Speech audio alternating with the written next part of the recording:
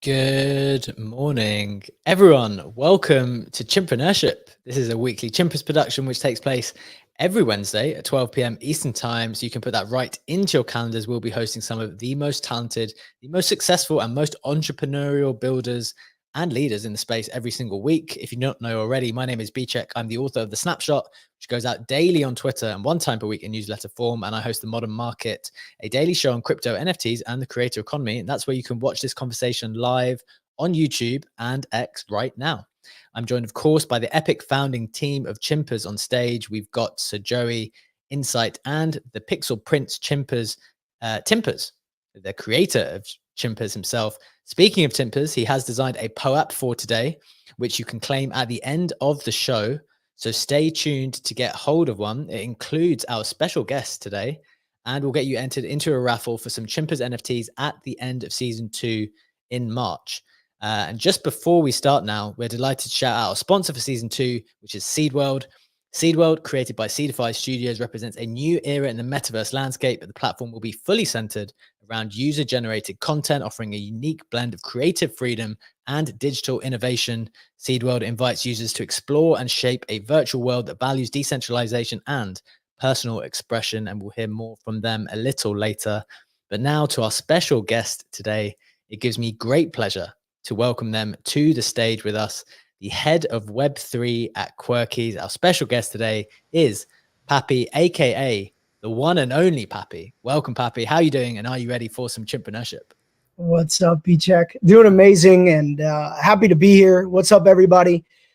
Look, two things that I really love, two projects I really love, Chimpers, Quirkies. I guess we get a chance to talk about both of them today. So, yeah, pumped to be here, bro. Absolutely, man. One of the things you were saying just before the show is that you've been like a big supporter of the Chimpers community for some time. Like, when did they first come across your timeline? How did they come across your radar? How long have you been in the space so for you to have known about Chimpers as well? Uh, timeline. So, I've been in the space for a little bit over 2 years. I came in, I want to say probably January of 22. So, uh, Okay. 2 years and 2 months. Chimpers were earlier part of the journey. I would venture to believe. I mean, if I go back and check, it's probably close to 2 years, maybe a year and 8 months, a year and 10 months, but it's been a while. So, um, how I found them, I honestly don't really remember. I love the art. I always have. I think Timpers is easily one of the most talented artists in the space. I mean, you see his variation of work, some of the little things that he's done, some of the first collection of Chimpers, and like you just go look at his stuff and it's incredible. So I've always been a big fan of that. I've always been I've always been an advocate of saying this is one of the best pixel projects in the space, hands down. But not only that, I always believe that the IP for Chimpers was so dynamic that it could work for young people, it could work for an older audience. And the proof is in the pudding. So yeah, I've been a big supporter. I think at one point I had almost 50 Chimpers. So I've been a big support. Love Insight, love Joey, love Timp. I think one of the best teams in the space, and that's what keeps most of us around. I love it, man. Like you mentioned, just the IP, the quality IP, and we're going to have a good opportunity to speak about the importance of that from your guys' perspective as well at Quirkies. Really interested to have that conversation. Before we kick off properly, just a couple of bits of housekeeping for the audience. First, please do click the comment button in the right-hand corner and retweet the space so we can get as many people in here with us as possible. We seem to have more than 50 people watching as well, live on YouTube and X. So that's awesome as well, in addition to all the people we've got on the show in the stage. And just a reminder, we will have a POAP for you to collect later today. You can do that from poap.xyz, after which you'll need to enter a secret word, which we will reveal at the end of the show. So you can only get it with that secret word. We'll deliver that at the end of the show. So let's get into it, Pappy. You mentioned you've been in the space for a little bit of time, 2022. But before off air, you were kind of talking about your first forays into crypto and that type of stuff. Like, what's your kind of first experience of the crypto universe compared with your first experience with the NFT universe? Yeah. So I got introduced into crypto in 2015. I was Okay. actually starting. It's funny, like chimpreneurship. I've been an entrepreneur for over 10 years, but I was a wantrepreneur for the first two. Like you want to be I've one. never heard that expression before. It's a good one. What So do you mean by that? it's you have this desire to work for yourself. You have this desire to have freedom. I think entrepreneurship represents some type of freedom. Everybody freedom is very subjective, right? So what's freedom to you is probably different than my freedom. But I saw entrepreneurship as a path to freedom. I wanted time. I wanted memories. I wanted to live in experiences. And I was working. So I grew up in New Jersey, and I went to school in South Jersey, and right near Atlantic City. Atlantic City is kind of like the poor man's Las Vegas. And I worked a job as a waiter. Before that, I was a pizza guy. So I was always just hardworking. And when I worked in that restaurant, there was a local business owner who would come in all the time. And he saw more in me than I saw in myself. And he was the one who was pushing me to, hey, look, Jay, you've got skills. Like, I'm going to teach you how to network. And so he did. He told me, hey, go get a good outfit. I'm picking you up. It was like one random day. He's like, I'm going to pick you up in the morning, get business cards, get prepared, and I'm going to take you around the city and introduce you to everybody. And at the time, I didn't understand what that would even, like, why would that be relevant? Like, okay, I know all these people. Great, bro. Like, what am I doing? But it taught me the most valuable lesson in my life, right? That your network is your net worth. And through time, I fell in love with, he gave me some opportunities. We won't go into that. It's too time consuming. But the point is, he gave me some opportunities to kind of start little businesses. I did like a college night that ended up becoming like the biggest party of the week in that local area. And, I ended up working in a nightclub. And from there, I got introduced to direct sales and different opportunities that started to go, okay, not just a job that could make some good money because I did okay, but there's a pathway to freedom here where I can create residual incomes, I can create businesses, I can create leaders. And so when I say entrepreneurship, it's really the desire to be one. I don't think that you could truly become an entrepreneur till you've taken some fat losses, till you've gotten your absolute, dreams kicked in multiple times. You get to the top of the mountain, steel toe boot. So that's what I mean by that. The first 2 years were epic fails, 70 grand in debt, ran up credit cards, struggles, but it's all learning experience. I love the phrase, and I think I might incorporate that in some way to the thesis of the show, or like the spirit of the show, because that's exactly what I kind of pitched the Chimpers guys when we came up with this concept for the show. We were like, well, who is still existing in Web3 when we were in the depths of the bear market? And like when you think about it, it was like all people who aspire to what you just described.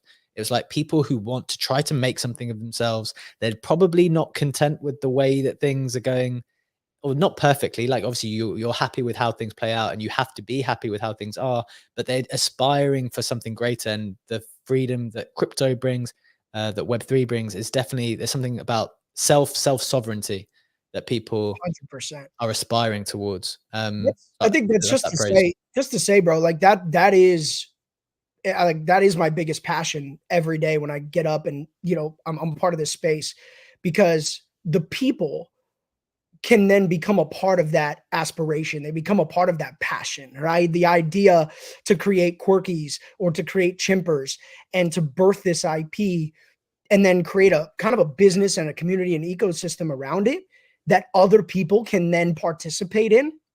It's, to me, the most unique opportunity that exists. So I completely agree. And look, there were two types of people that survived the bear, right? The believers and the builders. That's it. Everybody else is maybe coming back up for air now. So the thesis is kind of proven. Yeah. Look, I want to get into more to do with the NFT stuff and that journey and crypto journey in a moment, but I think it'd be really helpful for people to understand one thing you said. You said that this previous, was it your boss of yours or a former colleague or some type of mentor of yours, saw more in you than you did in yourself? And I think one of the things when you're starting out in this Web3 industry, when you kind of come in online with your digital online profile picture, but you don't know anyone, and you're like trying to get network and try to figure out like where your digital home is, it's hard. Like it's really hard to figure that out. And I think some people who do really well kind of take that responsibility and go after it themselves. And some people are maybe a little bit more entitled potentially and think that other people should be helping them. But I guess my question to you is, for people who are starting out, why do you think that that person saw something in you back then?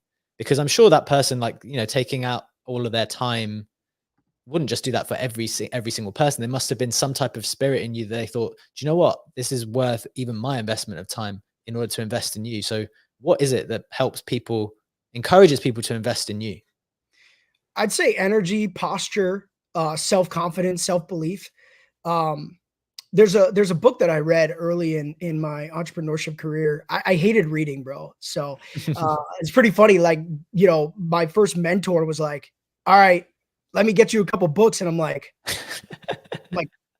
books, bro? I watch ESPN. Like, I watch sports every day. What book am I gonna read? I haven't read a book since Holes or Harry Potter when I was like 12.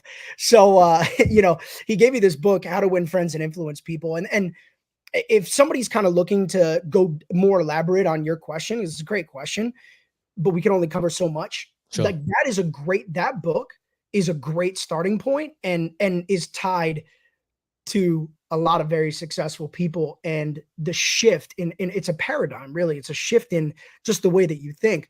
But I think it's energy, right? It's the ability to, like, because I was a waiter. He would come in, he was friends with the owner, but after a while, like, he's like, I want Jay to wait him. I want him to be my waiter. Mm. And it was because the interaction, the way that I treated him with ultimate respect. Even if I was having a bad day, I'd leave that on the sideline. So I always made sure that what I was doing, it had great energy. And that's one of the, like, underlying philosophies of Poppy, my Web3 persona, is show up every day, no matter what's happening in Web2. There were times when my dad passed, we had miscarriages, and I have spaces that night, and I got to show up and be the best version of myself because other people rely on that. Mm. And that, I think that's, if I look back, even before I understood that principle, I understood that principle, and eye contact, firm handshake, consistency. And I think that's what he saw, the potential. Yeah, look, we're kind of doing this interview backwards because you kind of go to the personal stuff later usually, but it just makes sense to go to it now. The way that you're talking about showing up all the time, being consistent, and from what I can tell, for the people watching in, they can see like the sports memorabilia in the background. Like, one of the ways I've approached content is I genuinely, legitimately view it like sport. It's like I have to turn up every single day. I'm in the arena every single day, and I need to produce. It doesn't matter what's going on.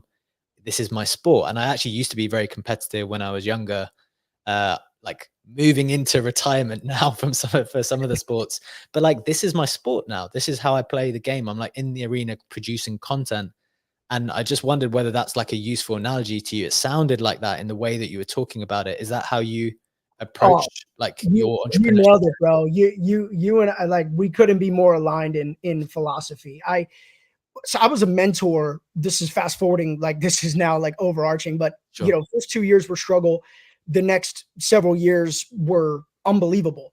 And I had the opportunity to go from mentee to mentor to mentor of mentors. And one of the things that I always told people, especially as an entrepreneur, and this is applicable to your point, is you have to put yourself in an environment of success. I work from home. My bedroom is upstairs, Mm. right? My wife is in the other room. My son is there. My mom's here helping with the baby. I have distractions everywhere. I have a beautiful swimming pool. I have my sauna. My office, I showed you, check, before we started. My office is a representation of all the things that make me happy, all the things that give me energy, all the things that inspire me. And so, like, I've always been a Kobe Bryant fan, and you can see back here, Mm. I had that custom painted when Kobe passed away. But there's another. I took the other jersey down, but I bought that before he passed. I have Tennessee Titans, New York Yankees stuff. I have so much. I mean, there's 4 walls filled with, you Yeah. know, all It's types. wild. If you haven't seen it, it's wild. It's so good. But the reason I do that is because when I step in here, I don't want it to feel like work. It's passion. And I compete like Kobe, like Michael Jordan, one of my favorite athletes, Derek Jeter, one of my favorite athletes. So I have things I have a whole Michael Jordan shrine over there. I have Aaron Judge shrine over here, big Yankee fan. So the point is, things that inspire me, I literally involve myself and immerse in that.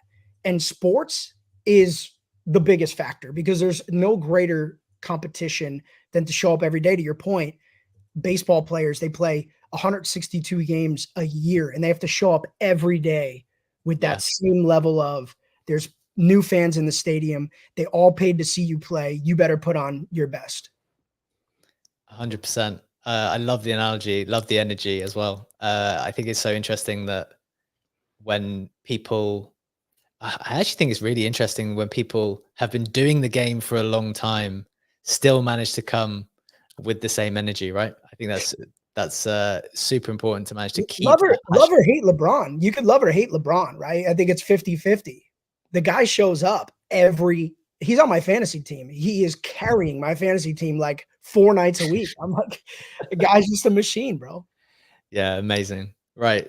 I think that's a really fascinating insight to the person behind the scenes because it's so important in this space when, of course, there's a lot of business stuff that we want to dive into, all kinds of interesting Web3 IP elements at play, but there's a human element to competing and existing, which maybe we're going to get a chance to explore more as we go through this conversation. But really appreciate that first level insight. Let's take it back then. You started alluding to how you got into the crypto space, but how did you like? Where was your story starting with Quirkies to start off? It's a great underdog story, and I am naturally the underdog guy. I kind of like that back against the wall, the challenge, because it's very easy to go with the stream. I kind of like the challenge of paddling against the current, and that's kind of where the story begins. You know, I started in crypto in 2015. I was broke, and I was so funny. I love this story. This is it's just crazy how things in life work. Um, I was networking on Facebook, and Facebook had this tool up top. They got rid of it a long time ago, but it was called a graph search. And I was trying to recruit and open up new countries for a physical product. And uh, my this he wasn't really a mentor, but he was a friend. He made his first million at 21, and that inspired me because I was like, you know, still young. And I'm like, oh my God, all right, I want to make my first million. So whatever you say, I'm going to do it. And he said, well, look, I found this guy in Africa. He helped open up the market in Nigeria and Ghana.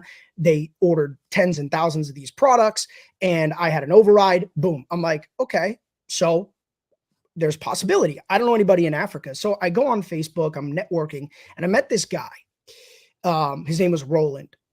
And I'm trying to get Roland to understand my product and get this thing rolling out there. He was in Lagos, Nigeria. And Roland is telling me about blockchain technology and Bitcoin. This is Wow. 2015. Bitcoin was 250 bucks. Okay. And I am so broke. And I always tell people this. This is why I love telling this story because there's a very valuable life lesson for me that I love to pass forward. I was broke and skeptical at the same time. Having no money is usually a temporary situation for people. We've all been there probably at some point or another. Most people have. But when you're broke and everything is too good to be true, it's a very bad combination. And so instead of sitting down and watching a 6-minute YouTube video about blockchain and Bitcoin, I ignored those videos because I was broke. I didn't have money Mm. for 6, 7, 8 months. So one day he goes, sir, Bitcoin just doubled. It's at 500 bucks. Did you buy when I told you? Now, of course, I'm trying to prospect this guy. So I'm embarrassed to tell him I have no money, brother. But, but, but also I just said, no, I never did. I said, no, I never did. And he said, why are you so stubborn? I said, I don't know. And he said, well, go download Coinbase. Long story short, I downloaded Coinbase that moment. He said, I'm going to send you some Bitcoin for free. And I said, okay, cool. So I downloaded it. He sent me 0.007 Bitcoin, which at the time was $3, $2.99. I have a screenshot of my phone. Mm. today, if you were to look up 0.007 Bitcoin, it's probably, I don't know, $400 or $500 off the top of my head. It's, 500, Yeah. $500, 60 something thousand. It's more than 100x.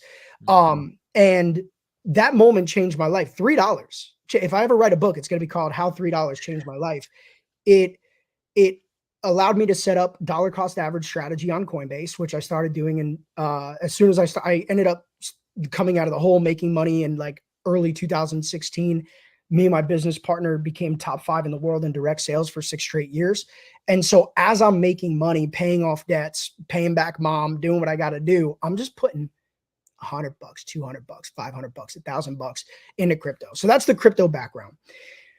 Going into the pandemic, I'll fast forward it for time. Going into the pandemic, I'm like, all right, if we're going to be home for the next few months, weeks, whatever it is, I'm getting my ledger, I'm getting my trading desk, I'm getting my setup. I got super prepared, and I just sat, played Call of Duty, drank High Noons or Trulies and White Claws with my boys, playing Call of Duty 8 to 10 hours a day, but we're all trading crypto together. There was 4 of us, and we would play Call of Duty Warzone, and we would trade crypto at the same time, and we all crushed it.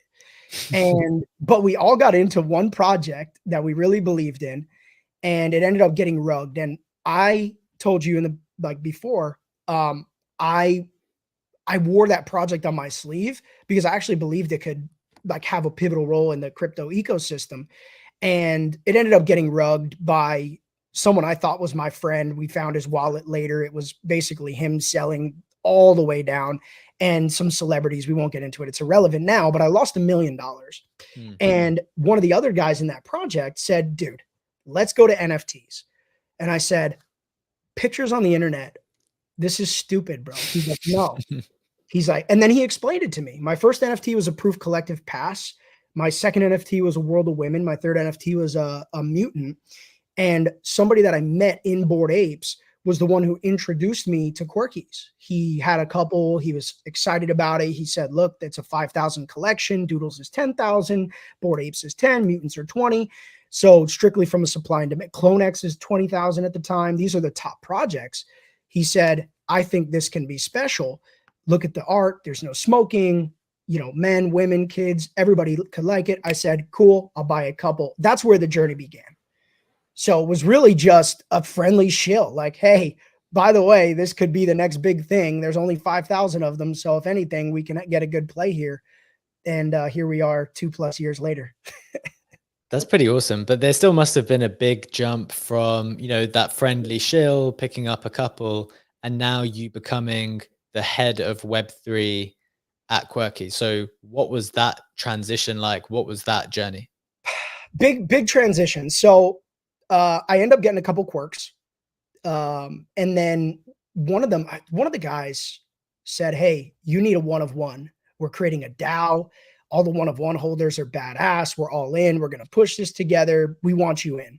So one of the guys gave me a really good deal at the time on a 1-of-1. I think they were like maybe at a 5 ETH floor, or something, 3-4 ETH. He gave it to me for like 3 ETH. I think I traded him a Quirky and something else. So he gave me a good entry on it. And I go into this group, and within the first week, 4 or 5 of the guys in the group are talking about, royalties, pocket watching Sin, how much money he's making. Like the conversation was unproductive. We don't need to go into the semantics. It's irrelevant. The conversation to me was like pretty toxic and unproductive. And I'm like, why am I here? So I get on the phone with Sin, and I'm like, look, man, I actually really like this project. I believe in this. I just want you to know, I want nothing from you. I don't need the money. I have plenty, but if you need help, I have resources, and I'd love to just support it because I believe in the IP now. Now I'm like sold. And so some drama happened between some holders. You see on the Quirkies chart very quickly, it runs to 3 ETH. And it was a lot of, high expectations. We're going to flip doodles. The narrative was, we're going to flip doodles. We're the next big thing. We're going to, 10 ETH floor, all this stuff. At the top, to make a long story short, we had a few whales that got in a public argument on Twitter. One of the guys sold 200 Quirkies over the course of the next 60 days following that. The other guy who started the fight ends up selling 100 plus. It turns off a couple other big holders. And within 6 months, we have like 800 Quirkies leave 5 wallets. So, and that's when I stepped in, because I said, and a few other people in the community, look, most people didn't leave. Most people minted and stayed.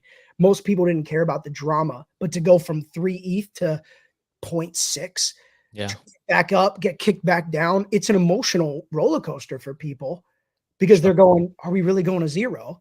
And that's when I put on the armor. I swept. I did a mutant trade for 24 Quirkies. That was obviously, in the end, it worked out well, but I was trading Yuga assets, built my bag quite large. And that's also when I went all in on Chimpers. It was that time, because right around that time I said, you know what? Like, I think these are the two, like, most underrated projects in the space. And Insight, Joey, they'll tell you, like, there was a time when I actually traded a mutant for, I think, 20 Chimpers or something like that. So a big conviction on these two projects.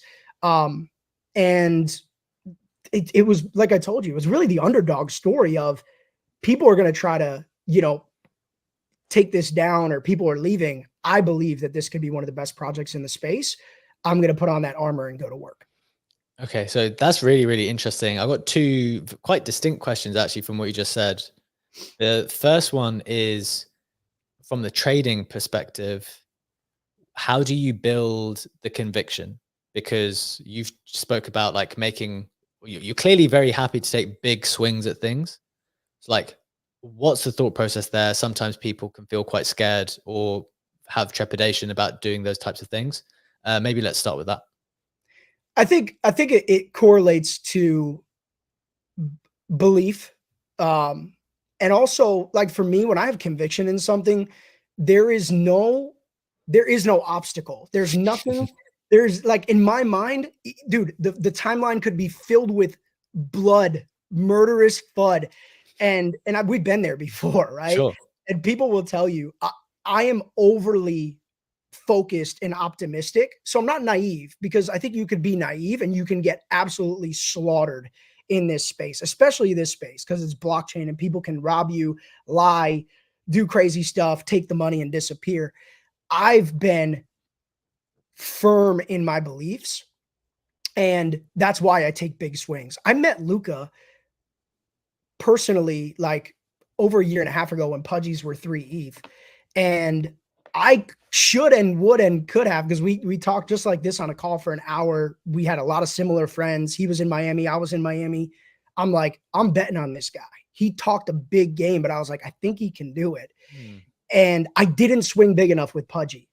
And so, out of all the things that I take big swings at, like recently it's creeps. I've taken a large swing there, because I think the community is amazing. I believe in the team. I like the idea of how they're approaching gaming. There's still some stuff in the air. We'll see. This is not an endorsement, but it's just what Yeah. I feel good about. For me, it's about conviction, because I don't want to be in a position where I own one chimper and they go to 5 ETH and I have to make a decision if I'm going to Yeah. sell only chimper. Right now I have one Pudgy. And when they went to 22 ETH, I'm like, I would love to take some profits, but it's my only Pudgy. Yeah. And so that's the hard part, right? Timing the market when you only have one of something or two of something, it's difficult. But I don't go all in bananas on everything. I think it's got to make sense. Just to Sure. summarize, I'll send it back to you. There has to be a tangible business model. There has to be consistency. There has to be deliverable items, at least for me to go, you know what? I feel good about this, owning multiple of something. Okay, that makes a lot of sense. That's really interesting insight. I'm sure that will help a lot of people who are listening in. The second thing I wanted to ask you was, you said, this probably not unique to you guys when you said you had these two No. warring whales going at each other and then causing the floor price to tank. I think whether it was one or two people or multiple people, lots of projects have experienced that 2022 sell-off after what was clearly a very, very frothy speculative market. And that's when you decided to step in. what were the biggest challenges that you faced when you stepped into that role, and how did you try to solve those? I think the biggest challenge is not giving up when it feels like the world of possibility is against you, right? I think um, when people are uncertain, obviously, even people listing certain wallets and certain projects, if people start listing or weething, it creates, it's not a bad thing. I always tell people, especially being in now a team, I always tell people selling is not a bad thing. If there's no sellers, there's really no buyers in essence. So the market needs flippers, the market needs traders, the market needs all of these things to actually maturate to where we want it to go. It's not a Mm, bad thing. So there's no sell shame, but I think it's the approach of how some people sell, where in a community for Web3 to work, you have to put yourself shoulder to shoulder with people, not ahead of people.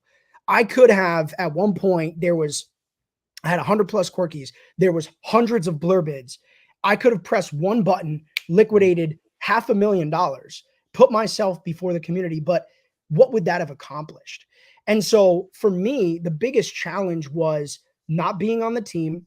Um, During this time when all this is happening, my dad gets diagnosed and a few months later passes away. He was 1 month in the ICU, so it was very tough. Then right after that, we have first miscarriage. A couple months later, we have second miscarriage. Crypto's crashing. I'm holding Quirkies up as best as I can, working with Sin. You know, we have some big corporate partnerships that just drag us on for 2 years, don't do anything in the end, all this stuff. And, we're just, and I run a very large Web2 company. Like, I don't just do this full time. It's sure. one of the reasons why I told you, like, I don't mind getting on camera. It doesn't matter to me. But like, I have the Poppy persona because I'm a high ranking C-suite executive in a multi, 8-figure a month company. So like doing the hardest part was finding serenity, bro. Like finding peace to be able to sleep at night. And having faith is the deliverable, right? We don't need to get into religion or any of that stuff because it's everybody. I have friends that are part of every religion, including atheists. So I don't really, I love to learn and absorb what gets people going in the morning. But for me, it was faith. It was knowing that if I did the right thing, if my heart was in the right place, if my intentions were pure, I never sold a Quirky without reinvesting that money back into the project. And I did that publicly because I wanted people to know that they would follow a leader that was Mm. leading by example and not lining his own pockets. I've, truth be told, never taken a dollar out of Web3, including now being on this team, because I always had faith in my creator that if I do the right thing, the reward will eventually be astronomical in some way, shape, or form. That's pretty powerful. That's pretty powerful stuff. You mentioned, uh, at those points in time, in the most difficult periods of time, working with potential partners, and a lot of those things maybe not going in the direction that you'd like, and like, it's difficult to work with some of these bigger companies or bigger brands who are certainly not familiar with this whole landscape and trying to get to know it, but also don't want to put a step wrong. Like, what are your reflections on maybe having some connections with some of those bigger types of companies, and when it doesn't work out? And do you still have aspirations to partner up with people, or are you more now like, screw it, we've built in the hardest times ourselves, we can do a bit more by ourselves as well? No, it's great. I love this question. By the way, you're really great at what you do, so I'm excited because this is like a conversation like this is, to me, it's so important. To me, like somebody asked me earlier today, I was on the phone with one of the holders. He goes, like, dude, with the narrative and like what's going on in the space, how are we going to grow? And I was like, the space in 45 minutes is one way we grow. We have to be out telling the message, answering the tough questions, being put on the spot. We didn't rehearse any of these. I love this stuff because it's just real and authentic. So thank you. In terms of, especially now that I'm on the team, it's a little bit different because Sin would like ask me certain things, but him and I had a mutual agreement because I was the top holder and kind of I didn't want an unfair advantage. I felt like if I ever had this unfair information, it doesn't sit well with me. But now that I'm on the team, you see the good, the bad, the ugly, the obstacles, all the intricate pieces. When it Sure. comes to big companies and partnerships, they are, in my opinion, they're essential for the future of what we're building. Not Quirkies, all of us. Because at the end of Yep. the day, you contribute to this ecosystem as much as anybody else. And so they're pivotal for all of our future. We would be arrogant to believe that we could do Web3 only in Web3. We need real businesses. We need the credibility. We need the stamp of approval. Just like with NFT Bark, Steve, when he put out that book with Scott Commoners, which I love, and I've ordered tons of them, and I'm giving them away to people. Mm. We need to create more credibility in this space. So the frustrating part with working with some bigger brands is it starts with, do they even understand this tech? Do they understand the pictures on the internet? Are they scared of it? Have they read articles? Have they seen celebrities rug? What type of exposure do they even have before you start the conversation? Because you could be walking into a negative environment. And then sometimes they pull the plug. So if our approach is abundance. If there's an opportunity, we're going to jump on the phone. We're going to talk about it. We're going to see if there's parallels. What's beautiful is one of these long-winded engagements with a very reputable, amazing company that absolutely their name next to ours is a great thing all day, every day. They shut down what they were going to do, but there's still a friendship there. And I actually just talked to one of the individuals yesterday, about extending opportunities. So I'm not the type of person that, a door ever closes. I try never to burn a bridge myself unless somebody has lied, cheated, or stolen, and it's unforgivable, right? Even then, a couple of days later, we could still be friends. So for me, it's let's open as many doors as possible. Let's create as many friendships as possible. And if there's bondage between our brand and our vision and what they're doing, sky's the limit. And so just to summarize this, there are a ton of opportunities that we are engaged in. There's contracts that are signed. There's NDAs and conversations. I have 4 more this week, new companies. They're rolling in. Do we need them? Not necessarily. Do they need us? No. But there's beauty in the partnerships, in my opinion. Fascinating. So when you talk about this vision, then I don't know how much you're able to reveal in terms of what those partnerships that you are trying to work towards, but like broadly speaking, what is like when people are trying to get to know the Quirkies vision right now, like what would you say that it is and in what direction are you going? So when I explain this, I think the best way to do it, at least that I've thought of, is an umbrella. So the outside, the canvas, if you will, the dome is the brand. Quirkies represents unity. It represents kind of like inclusivity is kind of a buzzword. It's too like happy-go-lucky, right? Like skipping through the field, but it's a brand that everyone is welcome to. And if you think of the word quirky, like I was on the beach the other day with the family, and there was a woman probably like 15 feet away, and I actually heard her say something about like that's what makes us quirky. It was some type of comment about her being quirky or something, right? Mhm. People think that that's, that word is like, hey, you're kind of weird, you're a little bit like different. But in essence, I'm sure that there's things checked that make you unique. And so I don't see it as weird. I see it as what makes us unique. That fits this space very well because it's artists, it's creators, Mm. it's actors, it's performers. And so what Quirkies is an invitation for everybody, right? It's not, we don't have this like frat house mentality or sorority mentality or, age, race, demographic kind of like profile. It's the art is relatable. It's fun. Our message is, if you're a little bit different, perfect. And we are a streetwear and action sports brand that is also a streetwear, action sports, and entertainment brand. That's, I think, the best way that we can summarize in a quick 10-second elevator pitch. And so what that means for us is we're focused on apparel. Like I'm rocking, this was one of our drops that we did for Inks. It's a third collection. We partnered with IYK and some incredible people. I think just a side comment too, like we always start in a partnership. Our philosophy, mine and Sin, is if we can start the partnership with a Web3 company and help elevate their success, we're doing that first. And so with this is a Web3 company. It has NFC chip. We did 111. They sold out in 1 hour. 55 skateboards sold out in 1 hour. We did some unchipped t-shirts, but it's literally no bias. One of the most comfortable piece of clothing that I own, hands down. It's every single person. Great feedback. That's what we're after. So good quality stuff. We want to put fun streetwear to the world. Accessories, kind of like a Supreme vibe. We've got skateboards out. We've got surfboards out. We're going to do way more. We have a whole roadmap, 18 months of designs and ideas. The only thing that will change is the item. So maybe we'll do a rug. Maybe we'll do a keychain. Maybe we'll do a shoe deal. So that could change, but the philosophy stays the same.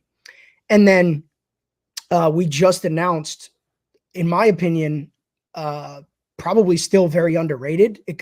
We had 600 people on Spaces. It got, just incredible feedback from everybody, which is a surprise, to be honest, because we didn't hype up the space, but we promoted it well. And I personally didn't hear any negative, which is absurd to me. I expected some pushback, but it's a deal with Macroverse. We can dive into it if you want, but I'll just summarize it quickly. That starts with building our IP, and we're doing it through comics, and we're doing it with guys who have 25 years of experience.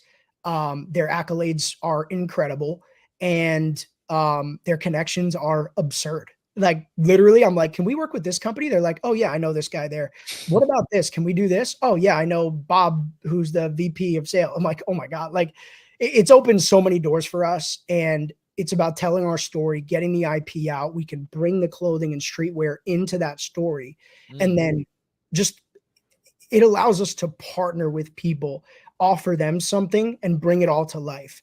That's kind of the cliff notes of it. We can go deeper if you want. Yeah, I'm conscious of time. We've only actually got 10 minutes left. So maybe I really need to talk for like 10 hours. So sorry.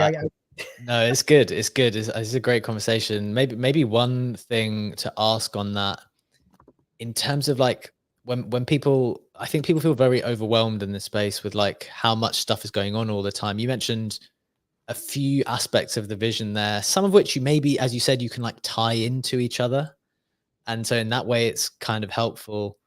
But how do you prioritize those competing visions? Do you not see them as competing at all? How much do you need to make sure you're taking care of that, the physical side, and maybe how even is the company structured so that you're able to deal with these different things? I suspect your role is not necessarily to deal with all of it, but yeah, that's where the head of Web3 part comes in. So Sin, the founder, the one who stayed tried and true, he is brilliant. And in traditional business, he's got a phenomenal background.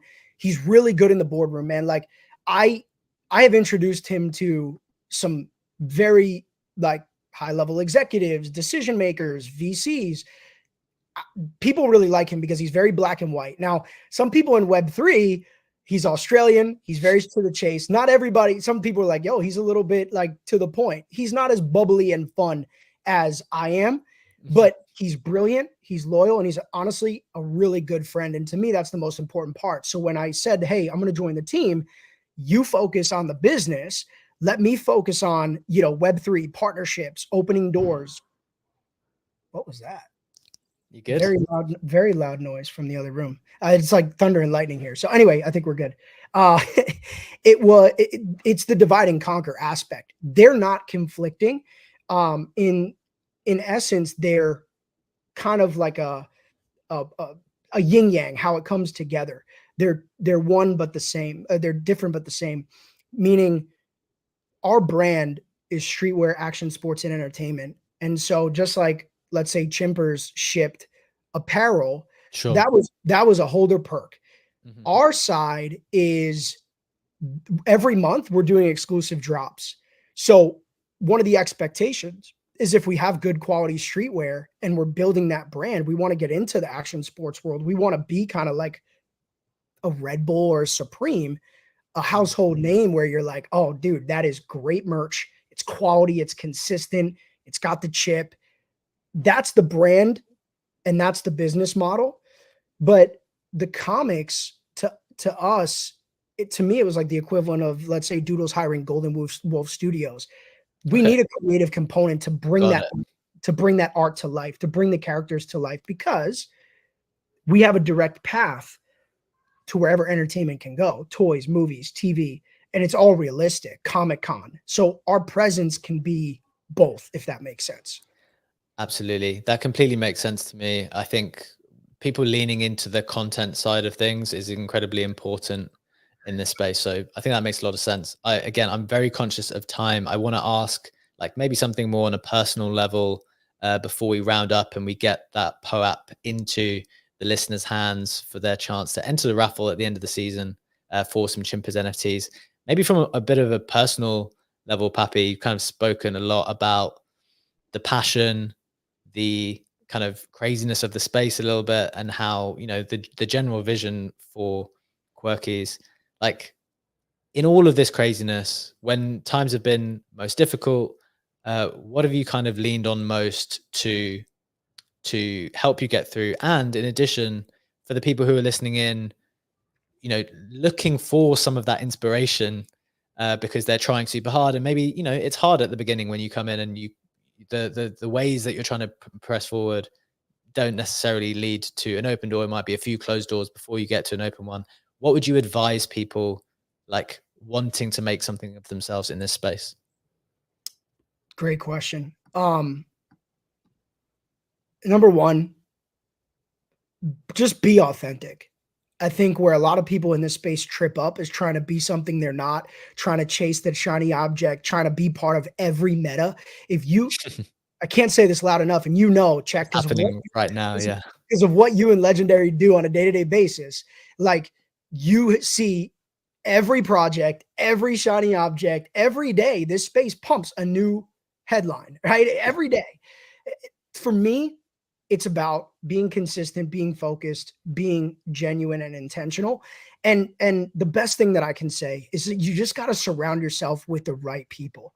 Whatever that looks like to you, if you want to be the best day trader in the world, then you got to surround yourself with people that also have that desire, maybe have some results. That's important. We just brought Captain Zwingli, somebody that I built a great friendship with. Love Cap. Love Cap. Cap and I built a phenomenal friendship, and he actually called me. We had a great conversation, and we just brought him into our advisory board. We just brought in a creative strategist who is genuinely a genius, great guy. I've surrounded myself with good, genuine people, and that is where the strength comes from. And the community is A1. And it's just that, to me, that's the priceless point. Get around good people. Try not to chase all the shiny objects. Probably a zero sum game in the end, right? Yeah. But that's the summary if I had to put That it in. is real wisdom. And I, speaking from personal experience too, when I came in 2021, I knew no one, like absolutely no one. None of my real life friends were in this game. I was new to crypto, new to NFTs, new to all of it. And it took time to find the people that you trust, the people who you aligned with. And now in 2024, it's so much easier to crush it. Like, you can't even put a price on it, how much easier this thing is to do when you have a few people around you who you know that you can trust, and you can bounce ideas off and they can tell you if you're being stupid or they can tell you if you're being good. Like, just having that wisdom, I completely agree with you, Pappy. Priceless. It's priceless. Absolutely priceless. Look, we want to get these POAPs into the hands of the listeners, but we'll do that in just a second. But before we do that, we have to do a sponsors read, and we also, Pappy, want to ask, like, where can people keep up to date, get on top of everything, Quirkies, and everything about you as well, to follow your journey? Yeah, I mean, look, I live and die on X, right? Every day. I think if you just tap in, one thing that I always do, and it's a double-edged sword, but I love it and I'll never stop, is my DMs are open. If anybody has questions, you want to connect, it's what keeps me going, because I want, and almost any holder can tell you, I desire that personal relationship, to at least touch base with them, know how they're feeling. It's a big task, and most people don't know how I do it. I don't have an AI or assistant, but look, you could follow the Quirkies page. We have a chat, Quirks Without Quirks. So if you don't own one, but you're curious, you want to get around the campfire, you could DM me. If you have some questions, DM. That's really where on X we're there. And NFT NYC, we'll be there. We'll be outside. It's gonna be amazing. So, if you're looking, you'll find me. I'm always close by. That's awesome. So make sure you do follow Pappy in the pinned tweet above. You can see his handle, so you can follow him there. We want to get those POAPs into your hands in just a second, but before we do that, a reminder: this POAP, it will be designed by Timpers himself. It includes our special guest Pappy. You can access it in just a moment. Before we get to the POAP, we just want to shout out one more time our sponsor for season 2, which is Seedify, the big player in the gaming world. They're not just another name in the game. They're leading the pack with the highest market cap in the gaming launchpad scene. They're cooking up something huge with Seed World, a virtual universe set to shake up Web3 user-generated content space. Right now, they've got 2 killer NFT collections, Mounts and Vanguards, only 3,110, and 6,000 of those gems exist. So if you're up for staying ahead of the game, now's the time to get involved, because when Seedify and Seed World dominate, you want to say you were there from the start. We're super excited and hyped to have them as our Chimpreneurship partner. Thank you to them for supporting this conversation. You can join the Seed World community by picking up their NFTs on your favorite ETH marketplace right now. So back to today's POAP claim, which will go live in exactly 60 seconds. Pappy, I've got to ask you, you can see it. Oh no, maybe you can't see it because you don't have your phone with you at the moment, but maybe you had a chance to see it before. The personal chimpified version of your profile picture. What did you make of that? To be honest, I didn't know it was happening till right before the space, when I think Insight sent it over. And it took me a second. And then the only thing that I could think about is, how do I mint this? Well, good question. That's what I'm going to tell people, how to do that right now. So in order to collect today's POAP, which remember gets you a raffle spot for some Chimpers NFTs at the end of season 2 of Chimpreneurship, you go to poap.xyz, download the app and hit the mint button on the right hand corner if you're not familiar. After which you need to enter the secret word, which is Quirky, spelt Quirky in this instance. Insight probably using the British spelling here. So Q-U... It applies. It applies. It applies. So Quirky, all lowercase. One more time, Quirky. So you can get that on POAP right now. And if you have any issues, you can jump into the Chimpers Discord and raise a ticket, and someone from the team will be able to assist you quickly. Apologies for some issues we had with the claim last week. Hopefully those are resolved this week and you can get those right now. And again, a big thank you to our Chimpers founders for making this possible, our sponsor Seed World for supporting the vision, and a very special thank you to our special guest, Pappy. It's been an absolute pleasure. Thank you so much for joining us, man. Dude, my pleasure here too. Like I told you before, it's early in the morning, but I sometimes catch the tail end of the show. Steve and Chris, Cap and Steve, they talk the world of you guys. So I've known of you for a while. I love the fact that we got a chance to connect, and I look forward to building in the space alongside of you and all these great people. Also, shout out to the Chimpers team. Absolutely love you guys. Grateful to be a part of it. And I'm excited for the future of Web3, building with great people. Thanks, Appreciate bro. you so much, man. We'll have to get you up one day and on stage with us in the morning show as well. Really I'll enjoyed this. I'll get out of bed early for the morning show. Well, we can make it happen. Really appreciate it. For sure. We're delighted to have had this conversation. Remember that this happens every Wednesday, 12 p.m. Eastern time, every week until March for season 2. And keep collecting your POAPs to be entered into the raffle for some Chimpers NFTs. Have a great day. Thanks so much, Pappy. Thank you so much for joining us. We will see you next week. Take care and bye-bye.